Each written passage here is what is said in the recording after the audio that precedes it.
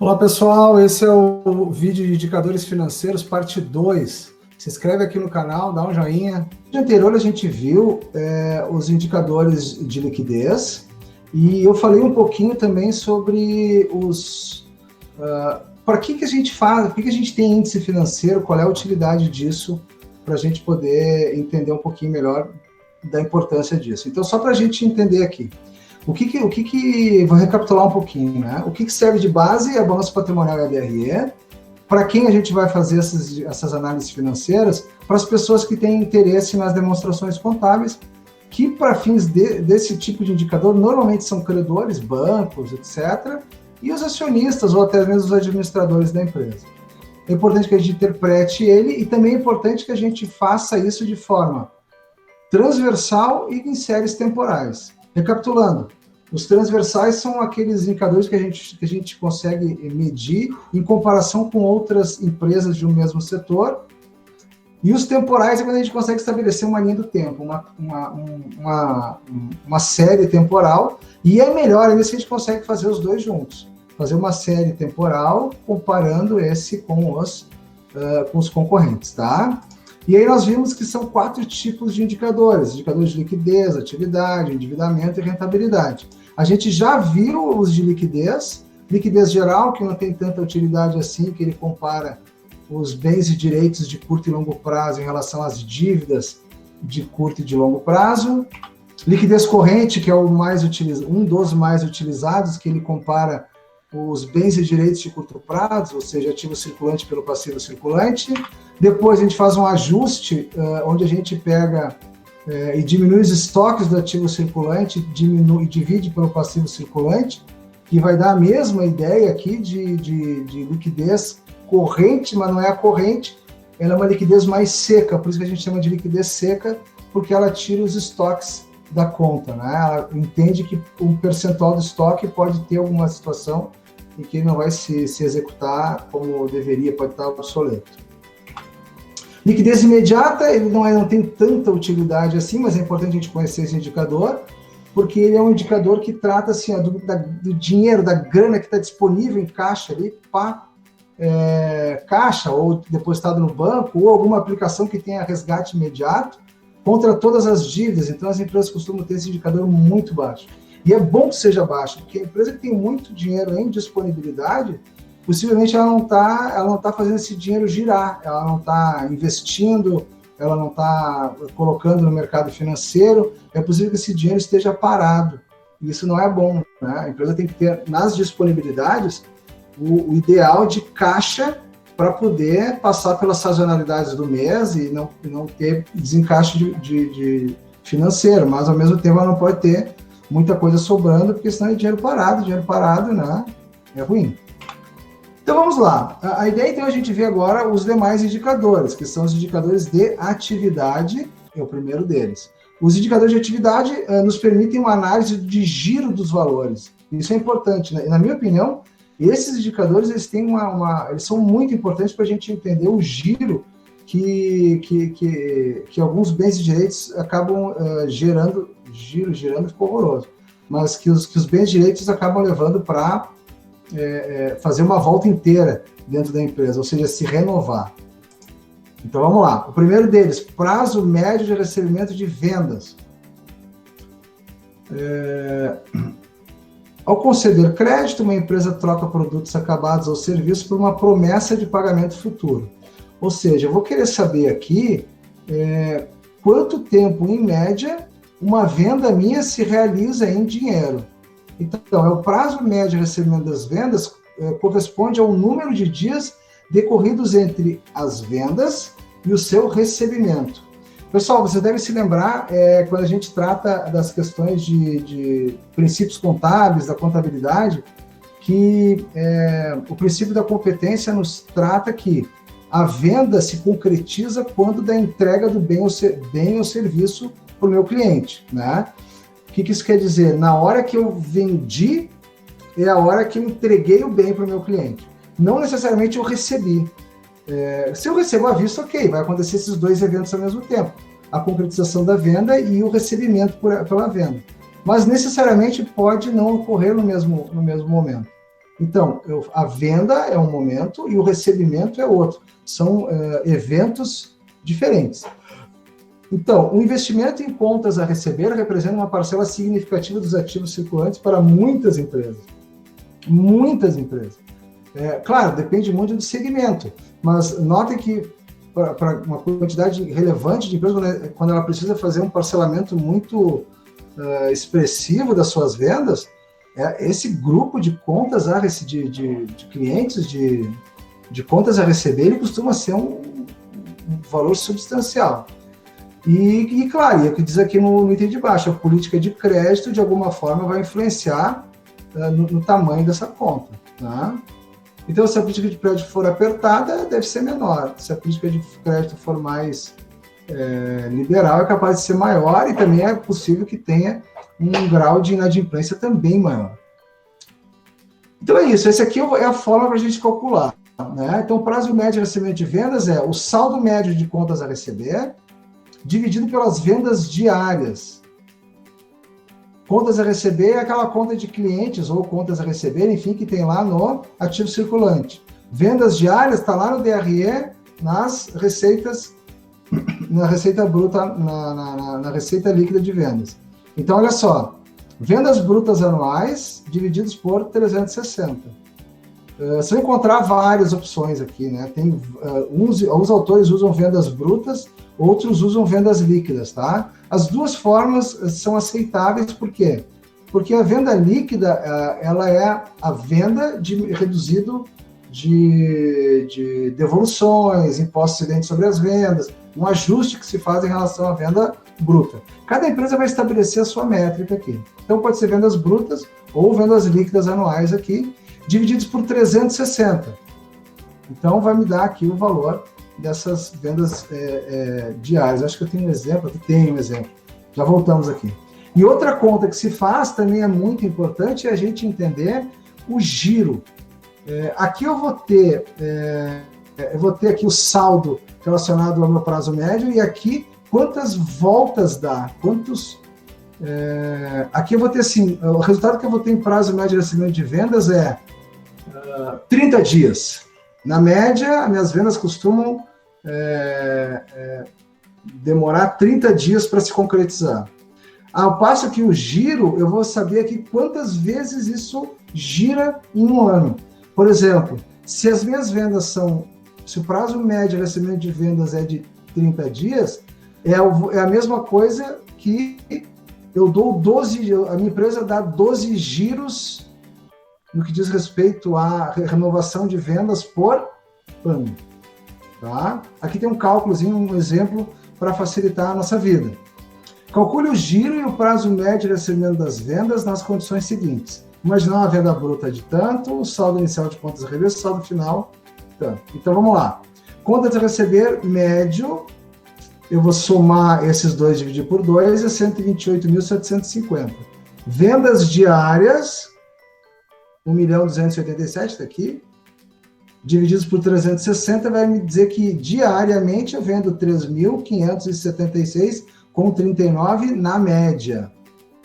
Então, eu vou chegar à conclusão que o prazo médio de recebimento de vendas é 128.750 divididos pelas vendas diárias, 3.576,39, e eu vou chegar à conclusão que as minhas vendas o recebimento das minhas vendas costuma acontecer 36 dias após a concretização da venda. E o que corresponde a 10 giros por ano. Por ano, eu consigo renovar a minha conta 10 vezes. 10 vezes. Tem aqui tudo bem? Vamos lá. Qualquer coisa me interrompam aí. Indicadores de atividade, o que diz o prazo médio de estocagem. A lógica é a mesma. A diferença aqui é que eu estou preocupado em estabelecer quantos dias o meu estoque leva para se renovar, desde o momento que chega a matéria-prima até o momento que eu vendo. Lembra aquele ciclo operacional, ciclo financeiro? É isso. O meu ciclo da operação ele vai ocorrer no tempo de renovação de estoques e renovação de vendas. Então, agora eu estou calculando aqui o estoque. Então, o prazo médio de estoques em função do custo, né? Então, o saldo médio de estoques dividido pelo custo diário, o custo diário vai ser o custo anual de vendas dividido por 360, eu vou ter que o meu estoque se renova em, sei lá, 30 dias, 40 dias, 60 dias. E eu vou fazer o mesmo cálculo do giro, que é fundamental, né? Entender quantas vezes o meu estoque gira durante um ano inteiro. Desde o momento que eu comprei a matéria-prima até o momento que eu vendi. Ou mercadoria, né? Desde o momento que eu adquiri a mercadoria e o momento que eu vendi a mercadoria. Não recebi, vendi, tá? Vendido até aqui, vamos lá. Então, esses indicadores de estocagem. Estoque representa parte relevante do ativo, né? Adequada gestão de estoque busca a redução dos mesmos. Notem que as teorias nos dizem que ter estoque não é que é ruim, né? Ruim não dá para dizer, mas o ideal é que a gente mantenha um menor nível de estoque possível. Por outro lado, a gente também tem que ter estoques para poder de alguma forma estar precavido em alguma sazonalidade ou alguma situação diferente, né? Por exemplo, a gente vivenciou há pouco a questão da necessidade de álcool gel nas farmácias. Caso alguma empresa tivesse um estoque extraordinário de álcool gel, possivelmente ela ia ter a oportunidade de experimentar vendas mais expressivas, porque as pessoas estavam desesperadas atrás de álcool gel, né? Então,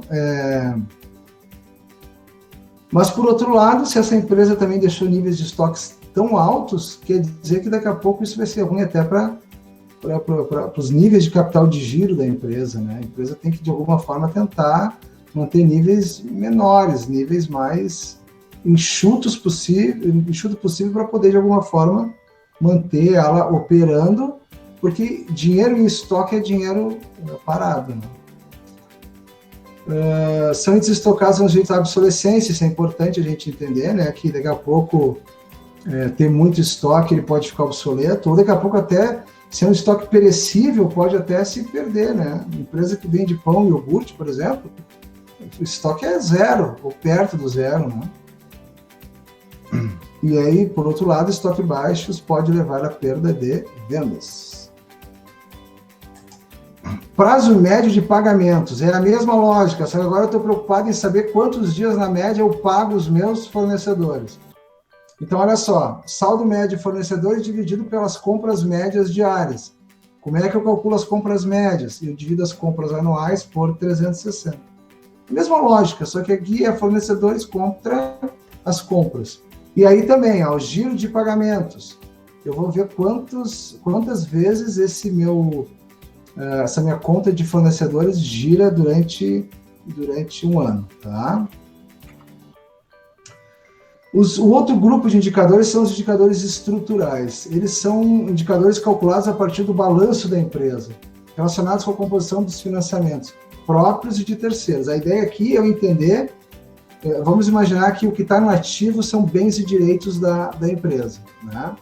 O passivo corresponde ao quê? À origem desses bens e direitos. Para eu comprar, para eu ter dinheiro em caixa, para eu comprar matéria-prima, para eu poder emprestar para os meus clientes, para eu comprar máquinas, para eu comprar veículos, eu tenho que ter auferido, eu tenho que ter tido condições de fazer isso. E as condições disso vêm do meu nível de endividamento. Ou eu vou coletar de capitais próprios, ou seja, eu vou dos meus sócios, ou os lucros que eu estou auferindo, que vai do meu patrimônio líquido, ou eu vou obter esses recursos de terceiros. Vou pegar no banco, vou dever para fornecedores, enfim, de terceiros. Então, os índices estruturais vão me dar essa proporção para ver quanto da minha empresa está em relação a terceiros e está em relação aos capitais próprios. O primeiro indicador, então, é o endividamento total. O endividamento total trata, olha só, a relação entre a participação de recursos de terceiros, tanto faz curto ou longo prazo, com o ativo total da empresa. Então, vamos imaginar que eu tenho um ativo total de 100, e eu tenho, para terceiros, eu devo 60. Então, eu vou saber que 60% de todos os meus recursos, bens e direitos que eu tenho na empresa são derivados dos recursos de terceiros. Que aí sim a gente vai trabalhar uma questão de risco da empresa. Então, é a forma bem simples. O endividamento total é passivo circulante mais o passivo exigível a longo prazo, dividido pelo ativo total. Participação do capital próprio, isso aqui é bem interessante também, e na verdade ele é o contrário em relação ao indicador anterior. Eu vou pegar o PL dividido pelo ativo total. Então, na verdade, aqui, se a gente somar o resultado desse indicador contra somando ao anterior, a gente vai ter sempre 100%. Por quê? Se deu 60% o endividamento de terceiros, vai dar 40% de capitais próprios para fechar os 100% do ativo. Então, é uma complementaridade em relação ao indicador anterior, que era o endividamento total. Relação de dívida e patrimônio líquido, aqui eu estou confrontando um contra o outro, tá? Eu vou pegar aqui, ó, o passivo circulante mais o passivo exigível a longo prazo e vou dividir pelo patrimônio líquido, para que eu possa mensurar um contra o outro, para que eu possa entender quanto está a relação que existe entre o que eu capto de terceiros e o capital próprio da empresa. Notem que a discussão em relação ao qual é o ideal, ela é muito de setor a setor, tá? Por quê? Daqui a pouco algum setor ele consegue se endividar de forma muito barata. É interessante, talvez, que a participação do capital de terceiros seja mais incentivado, dentro de um certo limite, claro, né? Ao passo que se a fonte de recurso é mais elevada, isso é melhor que seja financiado com capitais próprios. Então, essa relação aqui, ela depende muito de empresa para empresa e de segmento para segmento. Imobilização do capital próprio, esse é outro indicador bem interessante, que eu já vi várias formas de apresentar esse indicador, né? Eu gosto de utilizar o ativo imobilizado, tá? Porque a gente fala em imobilização do capital próprio. Mas aqui, imobilização do capital próprio é o ativo imobilizado relacionado ao patrimônio líquido. Aqui eu estou preocupado em entender se tudo que está no meu ativo imobilizado, ele tem origem de capitais próprios, ou eu estou comprando máquinas, comprando veículos, comprando imóveis para minha empresa, utilizando o capital de terceiros. Então, a gente entender essa relação é importante, por quê? Porque é interessante que o que está de forma permanente na minha empresa possa ser financiado com os recursos próprios da empresa, o capital próprio da empresa, né? E é por que eu disse que tem algumas variações em relação a essa fórmula, porque eu já vi, por exemplo, uns que trazem, por exemplo, o ativo imobilizado mais o ativo imobilizado mais o intangível e mais os investimentos. Ou já vi ativo imobilizado mais intangível, já vi, e esse aqui é o só imobilizado. Então, qual acerta? As três estão certas, né? Porque os três têm característica permanente, tanto imobilizado quanto o diferido, não existe mais.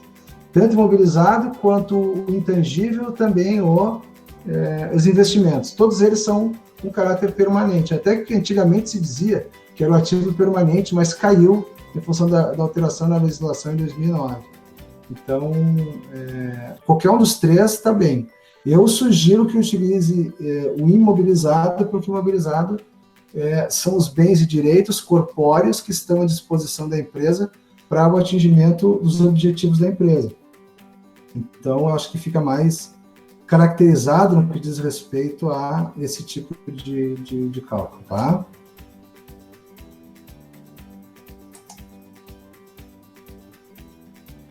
Então, logo depois a gente tem os indicadores de rentabilidade. O primeiro deles é a margem bruta.